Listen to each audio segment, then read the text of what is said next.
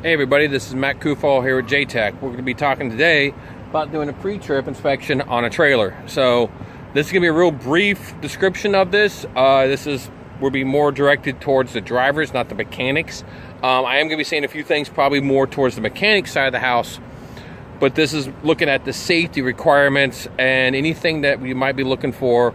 And this is just, like I said, going to be kind of a brief inspection. And it's going to be a walk around. So if you have any questions, hey, leave me a marks, and I'll see what I can do to get your answers, all right? Everybody, so a couple things to be looking for. So starting out, if you notice here, your annual vehicle inspection label, this should be filled out, all right? If it's not, it's going to fail the DOT inspection. Also in here would be the checklist sheet. That's not in there and filled out. You've just failed the inspection. This is a training trailer, so it does not have that type of stuff. This will never go on the road, but there's a few things you need to be looking for on it, all right? Your glad hands. You need to look at your glad hands, make sure the rubber's not worn or damaged here.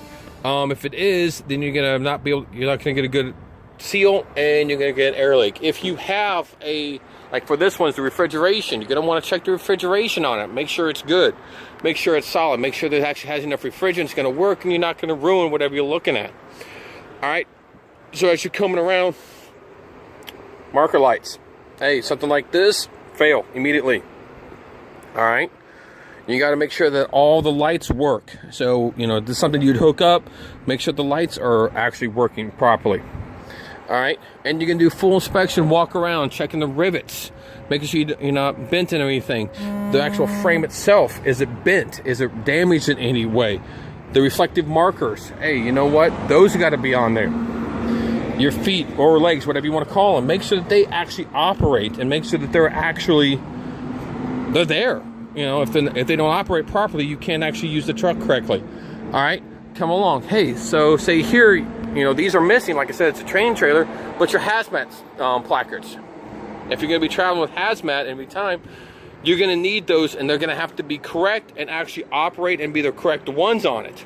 All right, like I said, all your reflectors, and you're going to be doing a full up and down of the entire trailer. Walk around, take a look at this. Something you're going to have to take your time on to make sure you actually do it right.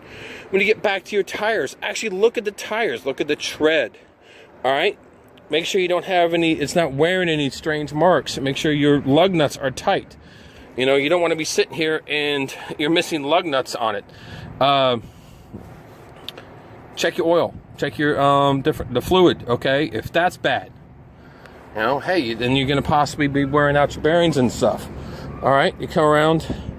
If you have any ABS lights on it, those got to make sure that those actually work. All right, you come back to the back here. Make sure your doors actually close and lock. If the doors don't lock, last thing you want to do is be driving down the road and this thing blows open and hits some kid. Make sure the bumpers work. Make sure the lights back here actually light up. Make sure they work. If you have lights across the top, those have to work. So any reflective markers, any hazmat markers, all of this has to be present and operating properly and designed. All right, come around on the side, the same thing. You're looking for any rivets missing. The tires, same thing. Checking the tread, take air pressures, making sure all of this is looking good. All right, so go through, we're looking on it. All right, and then let's come to the underside. Well, if you look up there, you have your air tank. Make sure your tank actually works. Make sure all that's good. Actually, no, that's a correction. That's not the air tank, it's fuel tank. So here, make sure your air lines, all right? Make sure your tank's there still. So see, you got your air tanks there. Your brakes. Make sure you don't have any air leaks, all right? Check your pads. Check all the arms. Check the, actually, if you'd be strange enough, check the axle. You won't be surprised. You might have hit something, or somebody might have hit something and actually put a big nick in the axle, and that's what's causing the tires to wear bad. When you're down here, check the underside.